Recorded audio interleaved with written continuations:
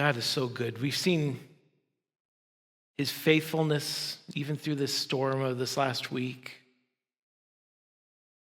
So faithful. He brought each of us through that.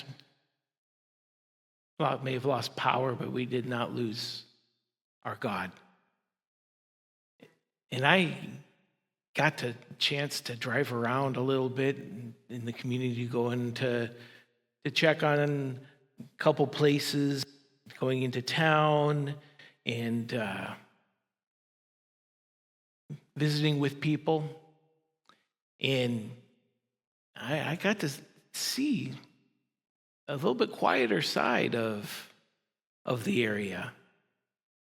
And as a matter of fact, there's a little stretch of road right up here, just right off of Worth Road. You've probably driven by it before. I mean, it's nothing flashy.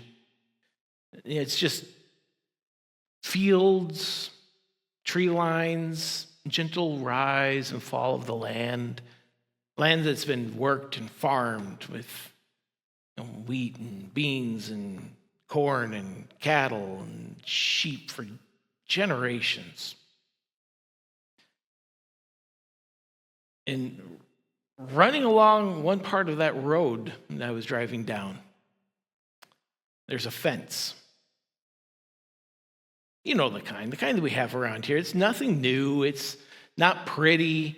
It's been there a really long time. Probably grandpa or great-grandpa put it in. And on one side, the posts are painted white. On the other side, it's just bare cedar. Gray, weathered, holding their ground, but definitely starting to show their age now. And a wire runs along it, straight as a plumb line, like it's been measuring something or doing something more than just guarding the land. There are two farms. There are two families. Two histories. And somewhere along the way, that fence stopped being just a boundary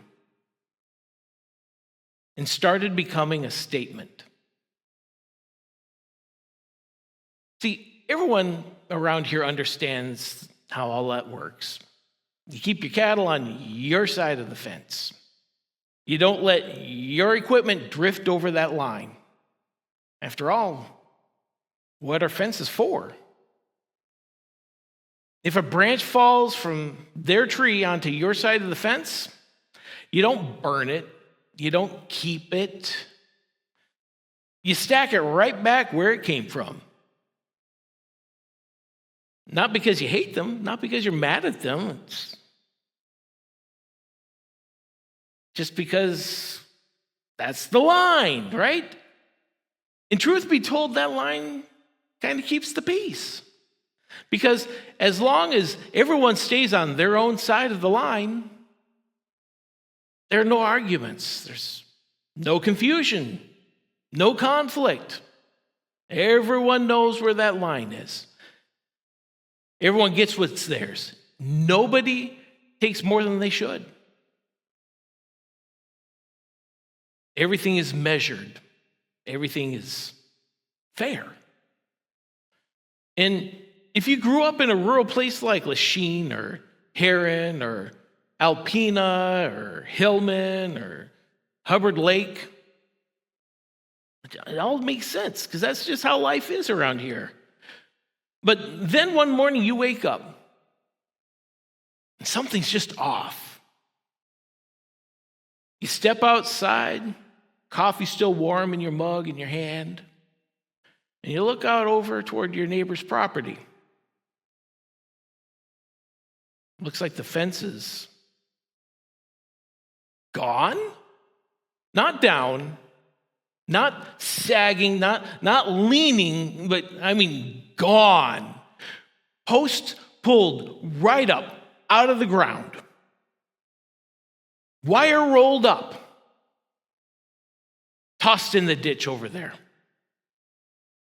Probably 100 yards or more of the fence just Gone. I mean, you don't even need to ask because you know who did it, right? And you know why they did it. So as you go over and you walk that line, your eyes shoot fire and your jaws tighten with every step because you know who and you know why. And you also know something else. You know what you're owed. You know what the law says about things like this. You know what's fair. And you don't even have to think about it. You already know what comes next. So, you rebuild the fence. Not sloppy this time. Oh no. Oh no. Stronger posts. Heavier and tighter wire. Measured twice. And maybe, just maybe, you set the post just a few inches more toward their side. I mean, not enough to start a war over it, but enough to prove a point. Because they crossed the line first, not you. You protect what yours. You make it right. And you're going to even the score. And if anyone in town ever heard about it, they wouldn't question you at all. They'd understand. They'd just nod. Yep, that sounds fair, they'd say. You just know that's what they'd say. Because out here, fairness keeps the peace. Fairness keeps things from getting out of hand. Fairness draws lines, so no one has to wonder where they stand. Everybody knows. But standing there, boots in the dirt, wind whispering through the trees, posts and wire laying everywhere at your feet and rolled up over there in the ditch. There's something else sitting just below the surface, too. Not just justice. Something a little hotter and a little sharper. See, you don't just want it fixed. You want your neighbor to feel it. You want them to know what it costs you. You want them to think twice before they do it again. And it's right there. In that moment, that you know that your response and your plans are justified. It's reasonable. I'd even say it's even righteous. And it's right then, as your eyes are burning with anger, that Jesus starts to speak. He says, "You've heard that it was said, an eye for an eye and a tooth for a tooth." In other words, you know the system, you know the rules, you know how this works. And then he says, "But I say to you." And suddenly, this isn't just about offense anymore.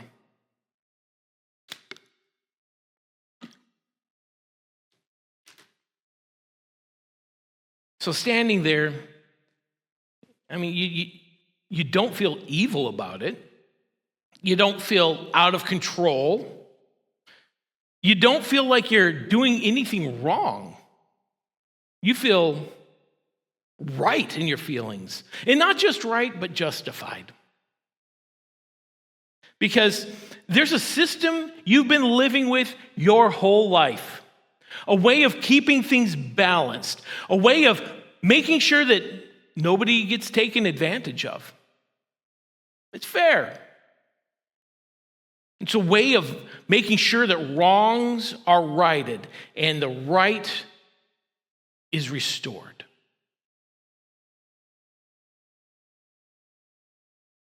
But Jesus directly calls it out. He says in Matthew 5:38, You have heard the law that says the punishment must match the injury, an eye for an eye and a tooth for a tooth. Now, when we hear that nowadays, it sounds harsh. Eye for an eye, tooth for a tooth. Knock out a guy's tooth, then you get yours knocked out. But in its time, when this law was being used, it was actually mercy. Because before this law, the restoration didn't stop. Retaliation kept going and going. It never ended. If someone injured you, you didn't just get even, you got ahead. You take my eye, I take your life.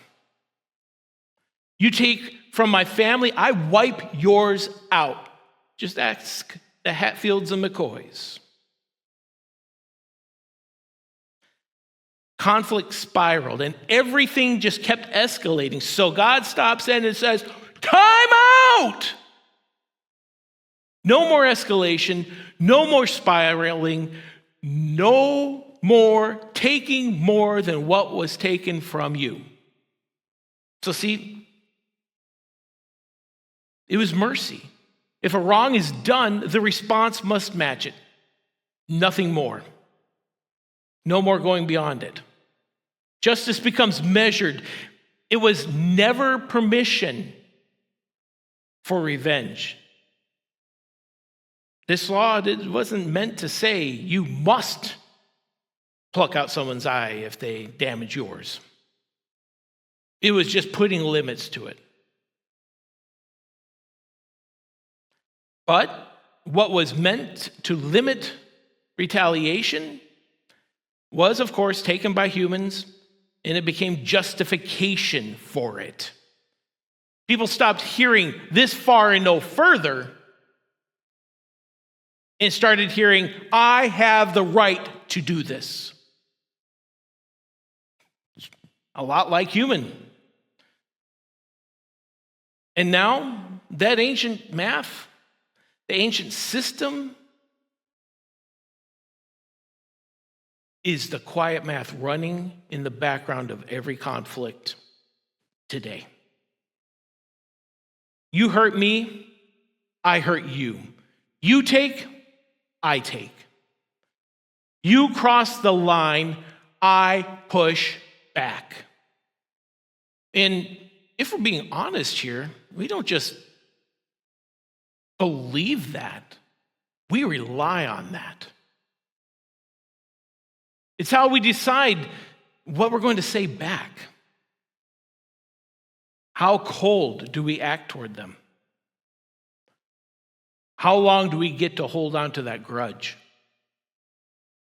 How much distance will we create between us and the offender? It's how we justify our tone, the silent treatment, the subtle payback, the little jabs behind their back. It doesn't even feel wrong anymore.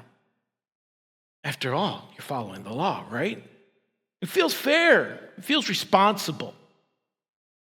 It feels like we're doing exactly what we're supposed to do to keep things from getting out of hand. They can't get away with it. But see, here's the problem. That system might keep things from endlessly escalating on the outside, but something very different is happening on the inside. And you know that's true because you experience it.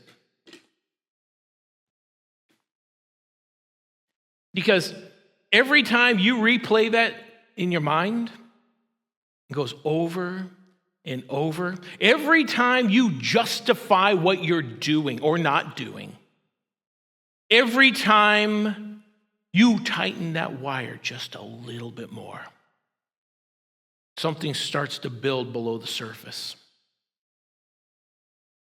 It's pressure. Like the rivers and streams around here in the dead of winter when everything looks quiet on the surface. It's frozen, not moving. It's safe. There's probably a good 18 inches of ice on there, right? But beneath all that ice and snow, the current hasn't stopped moving. It's pushing, it's pressing. It's looking for somewhere to go. And when the thaw finally comes, it doesn't just trickle. It bursts like a dam that is just broken.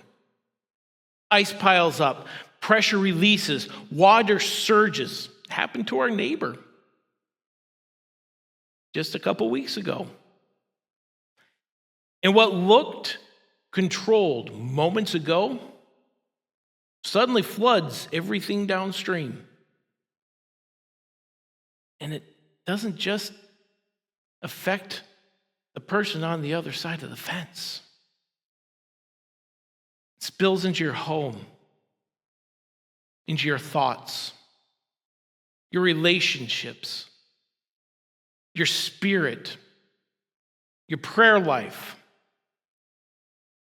See, Jesus isn't just confronting what you do at the fence line. He's exposing the entire system under that fence line. The system that says what I think is fair is right. And this is where the tension continues to grow, because most of us have built our lives on that very assumption. What if, however, right is not the same thing as righteous?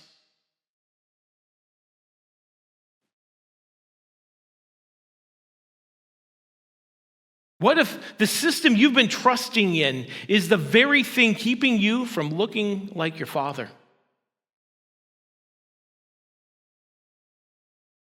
See, Jesus doesn't just stick to theory here or to the realm of ideas. He walks it straight right into the situation.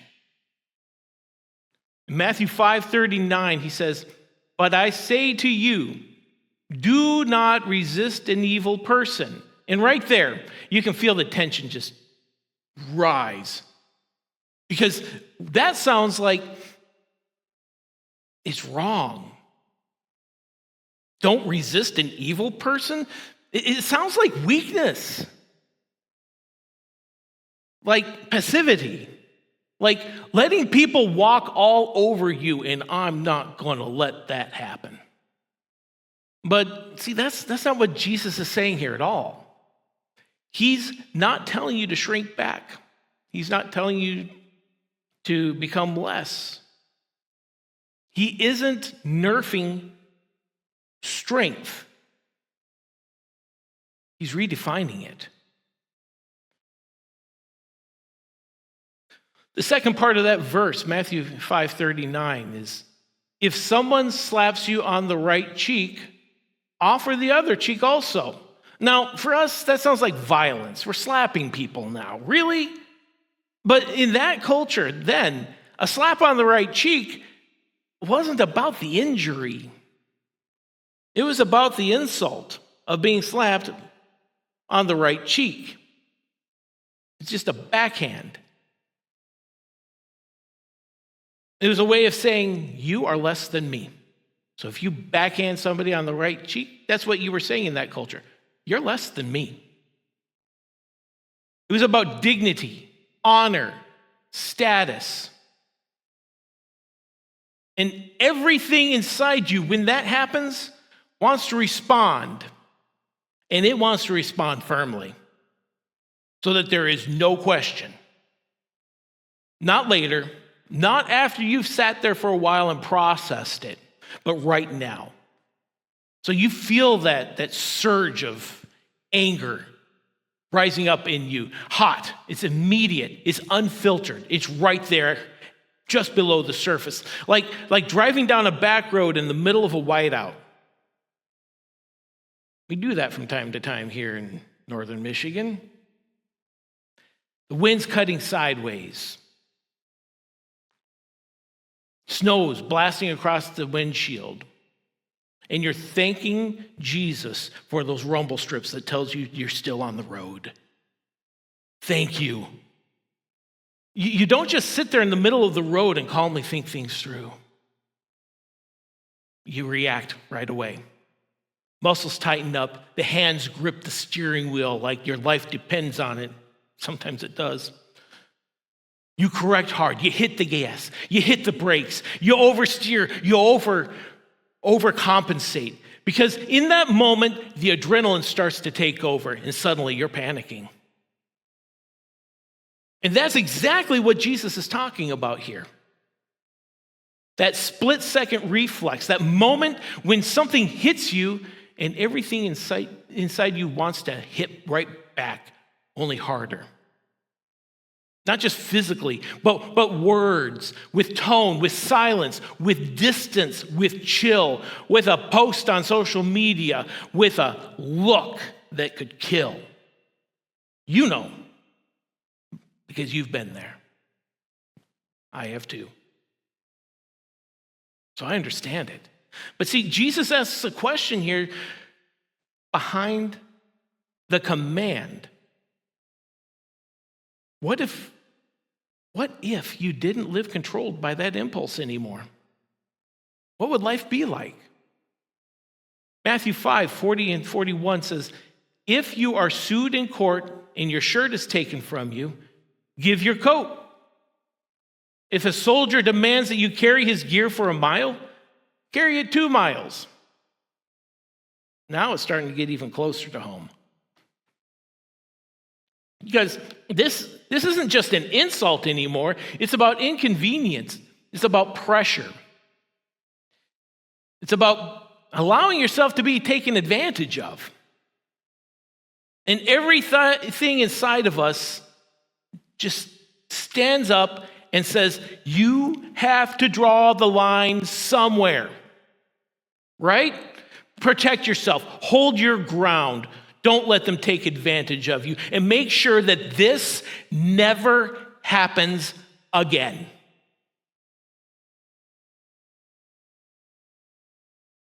We begin to rebuild that fence, don't we? But see, Jesus isn't addressing what you do. He's exposing what controls what you do. Because if someone else can determine your reaction, then that someone else has power over you. If they can pull you into anger, if they can force you into retaliation, if they can drag you into keeping score, then you're not a free person. You're being controlled. You're reacting like a puppet on a string. You're still living inside that same old system, but you're just on the other side of the fence is all. So hear me. Jesus isn't asking you to be weak. He's calling you to be unhooked, unmoved, to be free in a way that the moment doesn't get to tell you who you have to become. To stand in a place where you're not owned by offense or driven by reaction to a situation. You don't have to swing back, not because it wouldn't be fair, but because you no longer live by that system. And this is where things start to shift. Because if you don't respond the way the world expects you to, then what are you supposed to do? Well, at this point, you can feel it. The crowd on that mountainside, isn't just uncomfortable. They're getting to be downright unsettled. Because Jesus hasn't just challenged their behavior. He's starting to unravel the system itself. That quiet math running under everything. That spreadsheet of the debits and credits. Matthew 5:42. Jesus says, "Give to those who ask, and don't turn away from those who want to borrow." And now, this isn't just about insults or retaliation or what happens right then and there. Now it's about how you see people. Because for most of us, whether we realize it or not, we too live on a ledger. We may not write it down or put it in an Excel spreadsheet, but we keep track. We know who owes what, who did what, who deserves what. And it shows up everywhere in everything we do. You give, but only so much. You help, but there are limits to it. You forgive, but with conditions. You move on, but you never release them. Uh-oh. Because somewhere in the background, there's always a calculation running in your head. Is this fair? Is it really worth it? Have they earned it? And if the answer is no, we tighten up, we pull back, we give the silent treatment. We rebuild the fence. But Jesus walks straight into that system and he removes the calculator. He doesn't say, balance it better. He says, stop living like that entirely, because the kingdom doesn't run on transactions. It runs on grace. And grace doesn't consider what somebody deserves. Thank you, Jesus. Grace asks, what would better reflect the Father? And that question changes everything. Because we're supposed to reflect the Father. Because now it's not about protecting your side of the fence anymore. It's about what's happening on the inside of you. Something that loosens your grip on what you think you're owed.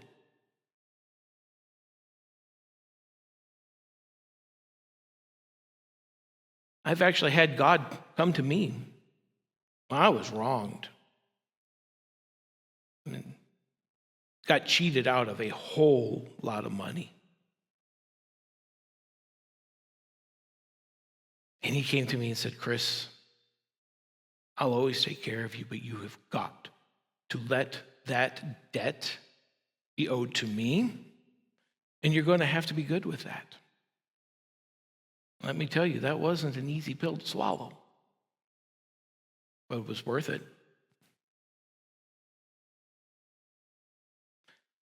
But let's be honest for a second. Most of us don't keep score because we're petty. At least we don't see ourselves as petty. We keep score because something mattered. Because something was taken or broken and wasn't made right. And the ledger feels like the only way that we can hold on to justice, to hold people accountable. Like, if we let go, we're saying that it didn't matter. Like, we're pretending that it didn't even hurt. But it did. But see, holding on to it comes at a cost. Because every time you revisit it, every time you replay that over and over in your head, Every time you run the numbers again, the pressure keeps building.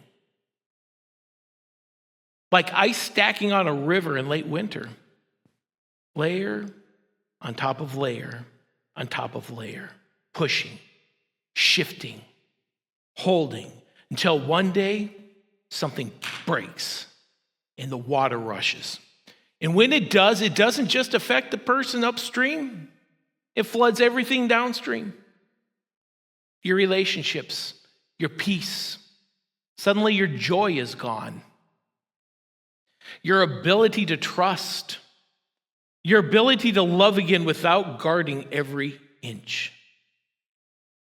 And most of the time, the person who hurt you isn't even in the picture anymore. But the pressure still is. See, Jesus isn't asking you to stop keeping score. He's inviting you into a life where you don't even need the scoreboard at all. A life where your peace is no longer tied to someone else settling the account. Because there is no account. But see, that raises the question, the one that was making everybody so uncomfortable on that hillside, and the one that we still feel today. See, if I'm not keeping score, how do I live with people who hurt me? See, this is where it stops being theoretical. Because up to this point, you can still keep things kind of general. Yeah, I shouldn't overreact. Yeah, I shouldn't keep score. But now Jesus brings it even closer to home. As a matter of fact, he's kind of sitting right in our living room on this one. Matthew 5:43, Jesus says, "You have heard that the law says, love your neighbor and hate your enemy." And that, right there,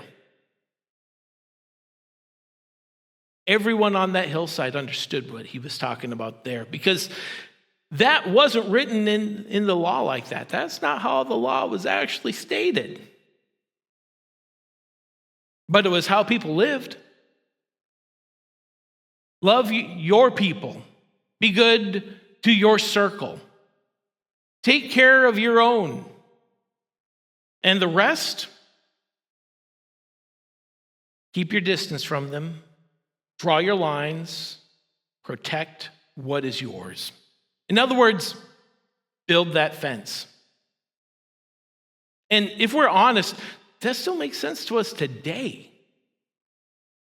Now, we don't actually say hate your enemies out loud. We just avoid them, ignore them, write them off, give them the silent treatment, the cold shoulder. I mean, we keep things polite, but distant. We don't tear the fence down. We actually make sure it stays strong, and we reinforce it because it's justified, and we make sure that that fence is explained. Because we're right. But see, Jesus doesn't leave room for that. The next verse 44, he says, "But I say, love your enemies. Pray for those who persecute you." And just like that, the whole system collapses. Because now this isn't just about fairness anymore. Now, that fence has a name and a face. The person who crossed that line, it's the one who took something from you, the one who twisted your words, the one who hurt you, and the one who walked away like it didn't even matter to them. And even worse, they never came back to fix it. You don't have to imagine it, because you know exactly who I'm talking about. And Jesus says, love them, not tolerate them, not manage them, not avoid them, love them. And not from a distance either. He says, pray for them. How many here have prayed for people that you were really angry with? I've done that. And that was really one of the things that got me through it. And my prayers were not, and our prayers in these situations should not be, and God, get even. Get my stuff back. Make them understand how they wronged me. No, we're supposed to actually pray for them, that God would bless them and cover them with grace and with mercy.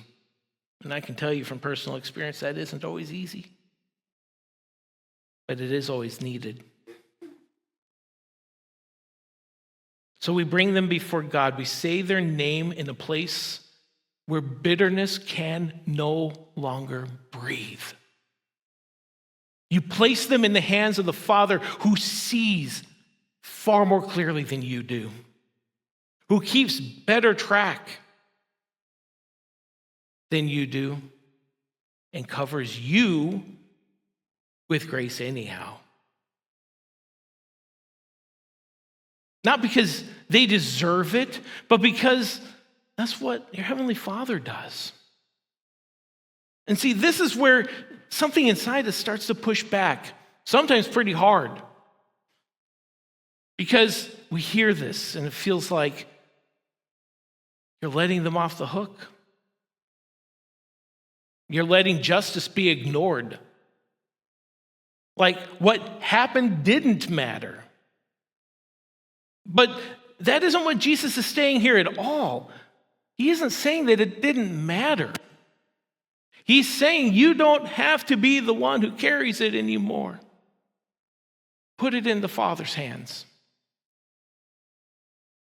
You don't have to carry the weight of making it right. You don't have to keep track. You don't have to keep replaying it over and over in your mind, recalculating it, reopening it, re-scratching off the wounds. Because as long as you hold on to it, you stay tied to it.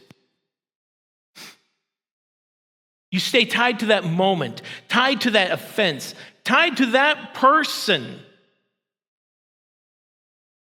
And what feels like control to you is actually captivity in disguise.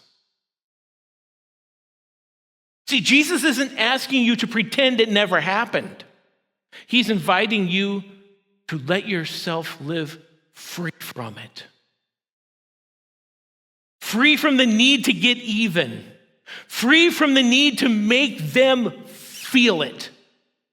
Free from the system that says, you owe me. And when that grip starts to drop, something in you changes. Because now, you're not standing there at the fence line anymore, measuring it, guarding it, shooting darts out of your eyes, calculating the cost of what they owe you. You're stepping into something entirely different, something that doesn't just change how you respond. It reveals whose you are. So everything Jesus has said up to this point, all of it, leads to right here. Because this isn't just about behavior. It's about resemblance. Matthew 5:45 starts out, in that way, you will be acting as true children of your Father in heaven. In other words, there's a way of living that makes it absolutely unmistakable who you belong to. Not by what you say, not by what you post on Facebook or Insta or TikTok.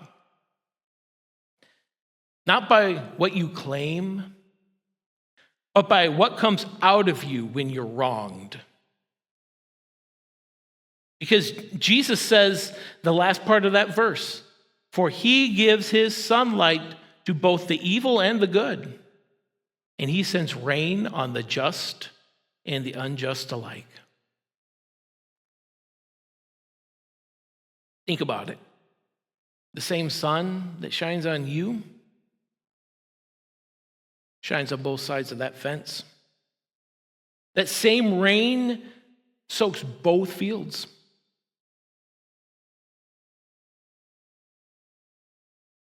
God doesn't ration his kindness based on who deserves it that day.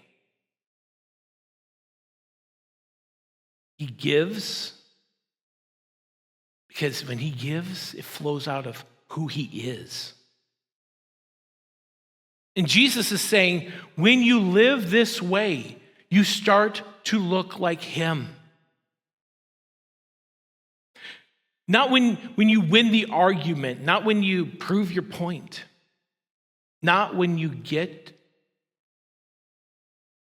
return of what was stolen, not when you rebuild the fence so perfectly, so straight, so just a little bit further on their side. But when something comes out of you that doesn't match what was done to you, that's the signature of your Father. When something comes out of you that doesn't match what was done to you, that's the signature of your Father. It's like his name was written across your life in a way, in the way that you respond to what just happened. Because anyone can love people who love them back. That's easy. Jesus says in Matthew 5:46 and 47, if you love only those who love you, what reward is there for that? Even corrupt tax collectors do that much.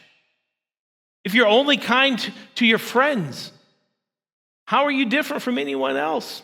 Even the pagans do that. In other words, when we love those who love us, that's nothing special. It's not different. That's not kingdom. That's not Jesus' signature across your life. Even the people who are evil live like that.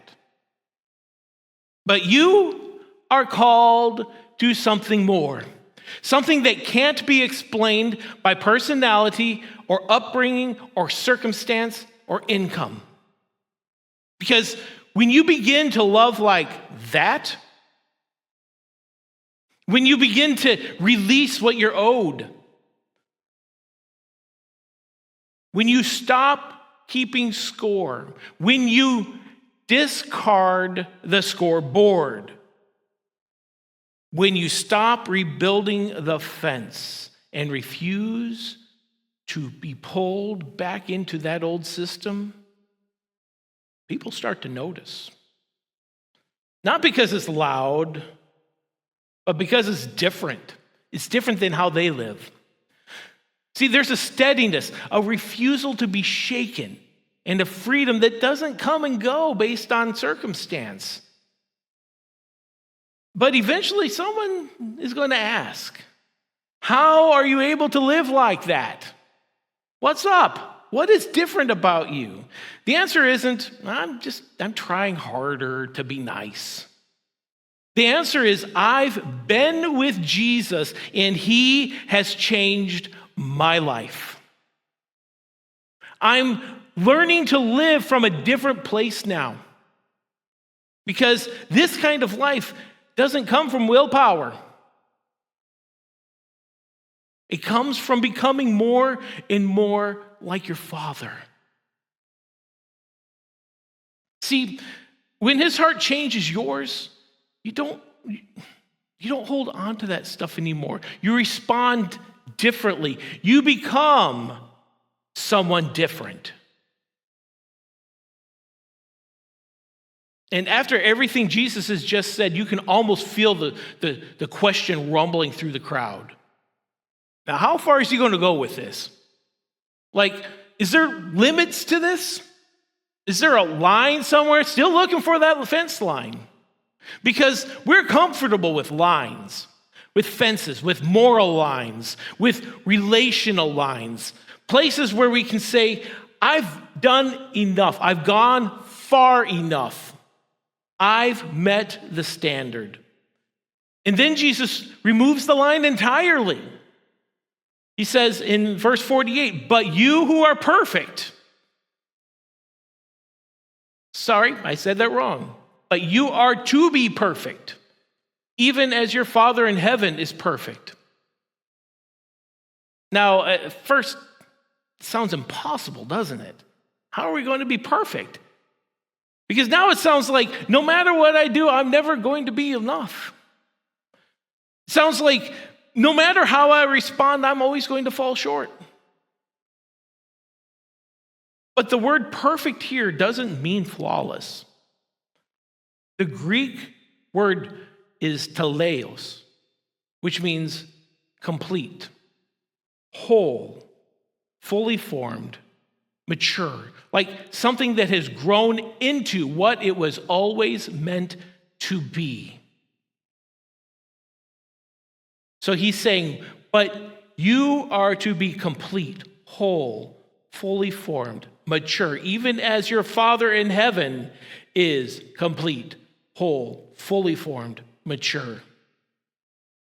He isn't saying try harder. He's saying step into the way that I created you to become. Take on my image. Move beyond the line into a different way of living altogether. Because as long as you're walking that fence line, you're always going to be asking, what's required? What's far enough? What's fair? What's enough?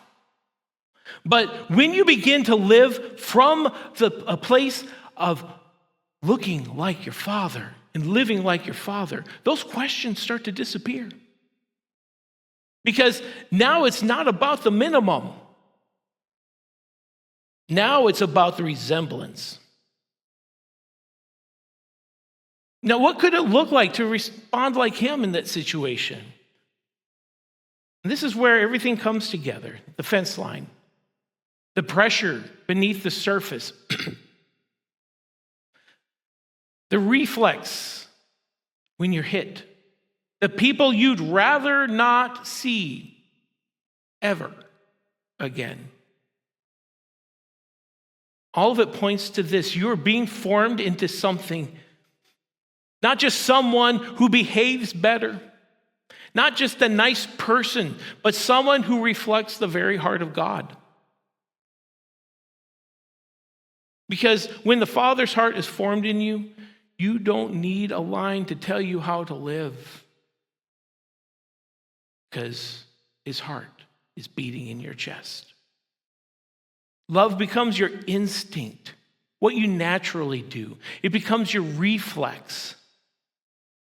It becomes the atmosphere around you. So now the question isn't, where's the line? The question is, who are you becoming?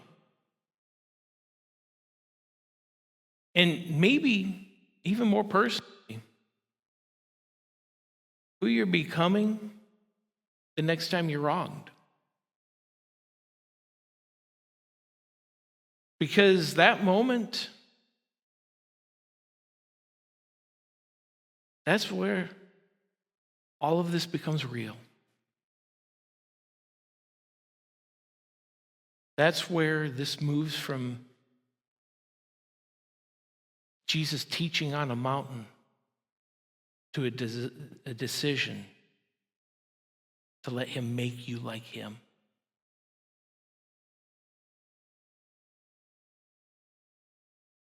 And that's really what it comes down to on that mountainside. Are you willing to let it all go and let him make you look like him, breathe like him, respond like him, walk like him, talk like him, think like him.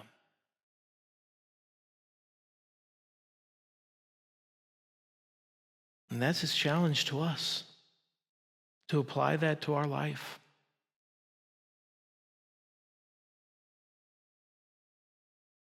So, Lord, we repent of trying to rebuild the fence, of walking that line, of holding on to the things that we're taught by the world system is fair. God, forgive us. Help us to be like you.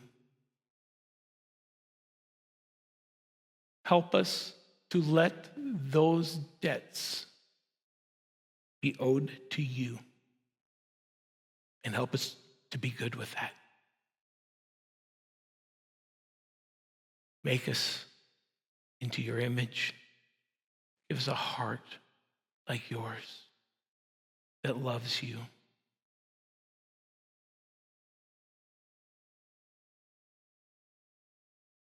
And if you're here or you're watching this online or a recording later, this can be for you. But see, Romans 3:23 says that all have sinned. We've all messed up badly. We've all held grudges. We've all been angry. We've all rebuilt the fences. We've all done worse than that. We've all sinned and fallen short of the glory of God. And Matthew 6:23 says that because we've sinned, the wages of that sin is death. It means we're all sentenced to death. But see, Jesus didn't wait for us to be sorry. Because before any of us sitting here were ever born or thought of, he died for us. He gave himself as a sacrifice for our freedom. So, how do we move on from here? Well, to accept his gift of salvation to redeem us. Romans chapter 10, verse 9 says that we confess with our mouth that Jesus is Lord. If you believe in your heart that God raised him from the dead, that you will be saved. There isn't a special set of words that you have to say, not a poem you need to recite or a special prayer. Just say, Jesus, I believe that you're Lord. And I believe that God raised you from the dead to redeem me. And the Bible says if you do that, we'll be saved. And then we just walk in his ways and we let him refine us and change our hearts. And that's where the journey is. And we'd like to walk that journey with you. So if that's you and you would like us to pray with you, and we certainly have some good next steps that we'd like to share with you. And we'd love to walk this journey with you as you allow God to transform your heart and your mind into his image.